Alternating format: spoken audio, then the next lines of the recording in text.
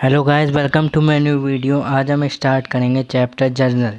तो जर्नल की सबसे पहले हम डेफिनेशन पढ़ते हैं। जर्नल की डेफिनेशन है, journal is a book of prime entry और a book of original entry in which transactions are first recorded in a chronological order.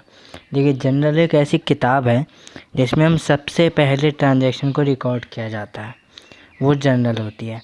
अब वो रिकॉर्ड हम ट्रांजैक्शन को क्रोनोलॉजिकल ऑर्डर में रिकॉर्ड करते हैं। क्रोनोलॉजिकल ऑर्डर का मतलब क्या हुआ? ये क्रोनोलॉजिकल का मतलब हुआ कि डेट वाइज हम लोग उस एंट्री को रिकॉर्ड करते हैं। ठीक है, तो जर्नल का फॉर्मेट कुछ इस तरीके का है। हमारे 5 कॉलम हैं। 5 कॉलम में जो पहला कॉलम है डेट का, जिसमें हम डेट लिखेंगे कि ट्रांजैक्शन कब है। पर्टिकुलर लिखेंगे ट्रांजैक्शन क्या है।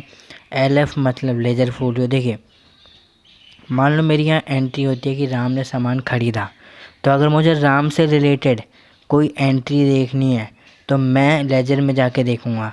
वो लेजर चैप्टर हमारा जर्नल के बाद आता है, हम सीखेंगे। तो लेजर में देखिए एंट्री बहुत सारी होती हैं, तो मैं पर्टिकुलर राम की एंट्री ढूंढने के लिए लेजर में मुझे ढूंढना पड़ेगा, तो मेरे को टाइम लग जाएगा। तो हम क्या करते हैं, हम लोग यहाँ एक पेज नंबर लिख देते हैं कि राम से रिलेटेड एंट्री हमारे लेजर फोलियो के इस पेज नंबर पर है। तो हम एंट्री का पेज, लेजर फोलियो का, लेजर बुक का पेज नंबर यहाँ लिख देते हैं। तो वैसे ये कॉलम हमारा काम का नहीं है अभी, क्योंकि अभी हम क्लास 11 पढ़ रहे हैं। उसके बाद अगला कॉलम है हमारा डेबिट का, जिसमें अगर हमारी अमाउंट डेबिट में आएगी तो यहाँ, अगर क्रेडिट में आएगी तो यहाँ। तो हमारा ये फॉर्मेट था जर्नल का जो बैठता है।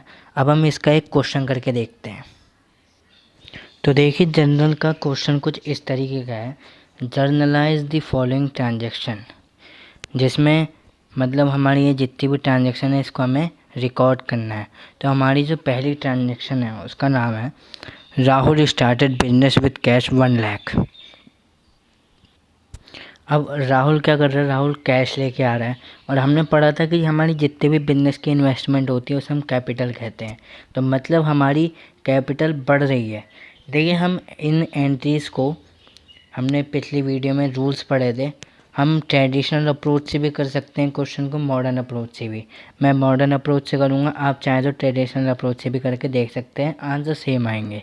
तो मैं इस ट्रांजेक्शन को, देखिए राहुल कैश लेके आया, तो वो बिजनेस के लिए लेके आया, तो वो हमारी इन्वेस्टमेंट होती है, तो हम मतलब हमारा कैपिटल इंक्रीज़ होगा।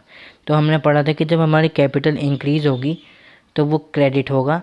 और कैश लेके आ रहा है तो मतलब कैश हमारा एसिड होता है, और जब एसिड इंक्रीज़ होते हैं तो वो डेबिट होता है।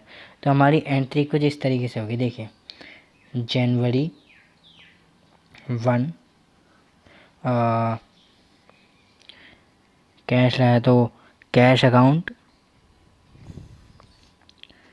Debit to capital account. हमारी एंट्री इस तरीके से होगी। और कितना कैश लेके आए, 1 लाख, तो हम उसे यहाँ डेबिट लिखेंगे 1 लाख। और कैपिटल ये क्रेडिट हो रहा है, तो यहाँ हम लिखेंगे 1 लाख कैपिटल का। ठीक है, और यहाँ पे हम क्या करेंगे, यहाँ पे हम एक मार्जिन खींच देंगे।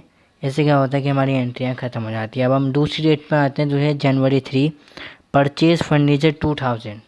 हमने फर्नीचर ख़रीदा। तो देखिए, फर्नीचर हमारा एसेट होता है, और एसेट जब इंक्रीज़ होता है तो हम उसे डेबिट करते हैं।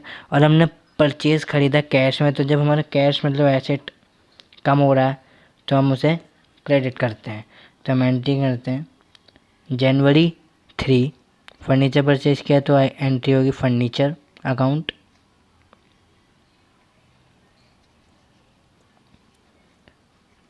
डेबिट कैश अकाउंट मतलब टू कैश अकाउंट। ठीक है, कितने ख़रीदा, 2000 का, ठीक, यहाँ पर भी 2000 आएगा। अब एक और बात मैं आपको बता दूँ, हम यहाँ पे नरेशन लिखते हैं। नरेशन मतलब हम यहाँ पे जो ये ट्रांजैक्शन हुई है, इस ट्रांजैक्शन को हम यहाँ पे लिखते हैं। यहाँ पे स्टार्टिंग में हम लिखेंगे बीइंग, और उसके बाद जो हमारी ट्रांजैक्शन है वो लिख देंगे बीइंग राहुल स्टार्ट बिजनेस, मैं शॉर्ट में लिख रहा हूँ, आप पूरा लिखेंगे, ज़रूरी नहीं आप पूरा लिख के आप शॉर्ट में भी लिख सकते हैं। यहाँ पे हमने फर्नीचर खरीदा तो मैं यहाँ लिखूँगा बीइंग फर्नीचर परचेज। हमें नरेशन ज़रूर लिखनी है जिससे हमें पता लगे कि ये एंट्री किस चीज़ की हुई है। नरेशन लिखने के बाद हम यहाँ पे लाइन ड्रॉ करेंगे। अब हम अगली ट्रांजैक्शन बनाते हैं जिसमें लिखा है 8 जनवरी सोल्ड गुड्स फॉर चेक 4000। भाई देखिए, सामान बेचा है तो हमारी एसेट कम हुई तो वो क्रेडिट होता है, और चेक से हमारे पास जो पैसा है वो आया चेक से मतलब बैंक, तो हम बैंक होता है हमारा एसेट, तो वो इंक्रीज हुआ तो हमारा वो डेबिट होगा। तो देखिए इसकी एंट्री कुछ इस तरीके से होगी, जनवरी 8 सोल्ड गुड्स फॉर चेक, मतलब बैंक अकाउंट डेबिट टू हमारा गुड्स कमा मतलब हमारा स्टॉक कमा टू स्टॉक अकाउंट। ठीक है, कितने का हुआ? 4000।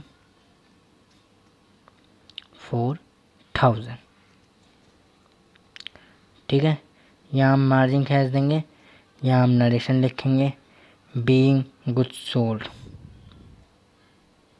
Being goods sold. ठीक है, अब हम अगली ट्रांजेक्शन देखते हैं। जनवरी 15 इंटरेस्ट रिसीव इन कैश, जो कैश था हमें उस पर इंटरेस्ट रिसीव हुआ है। तो देखिए जब इंटरेस्ट रिसीव हुआ है, ठीक है, तो वो रिसीव हो रहा है, तो वो क्या रिसीव हो रहा है? कैश रिसीव हो रहा है।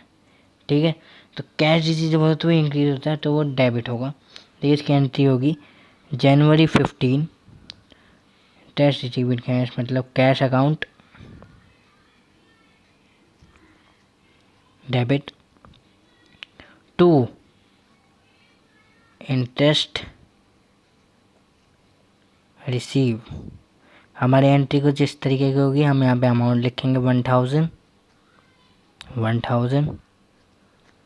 यहाँ पे हम नरेशन लिखेंगे बीइंग इंटरेस्ट रिसीव। यहाँ हम लाइन ड्रॉ कर देंगे। ठीक है, अब आती है अगली एंट्री जो डेट है जनवरी 31। अब देखिए ड्यू फॉर प्राइवेट यूज़ 3500। तो मैंने आपको बताया था कि जब हम सामान को पर्सनल यूज़ के लिए निकालते हैं तो वो ड्राइंग होती है, और ड्राइंग हमारा एक एसेट होता है। तो जब हमारा ड्राइंग इंक्रीज़ होता है हम डेबिट करते हैं, और हमने पैसा विड्रॉ करा है तो मतलब हमारा पैसा कम हुआ तो मतलब एसेट हमारे कम हुआ तो वो क्रेडिट होगा। तो इसकी एंट्री ऐसे होगी, देखिए ड्राइंग अकाउंट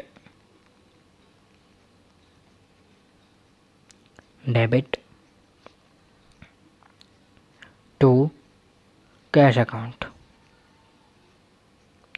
ठीक है, कितना हुआ है? 3500, हम इसमें लिख देंगे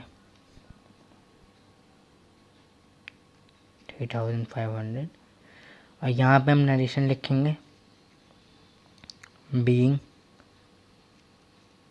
कैश विड्रू।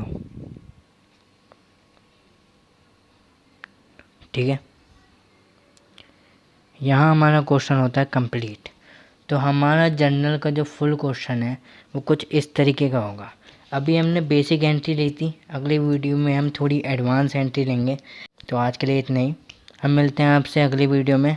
वीडियो को लाइक ज़रूर कीजिएगा, वीडियो को जितना शेयर कर सकते हो उतना शेयर कीजिए, और चैनल को भी सब्सक्राइब कीजिए।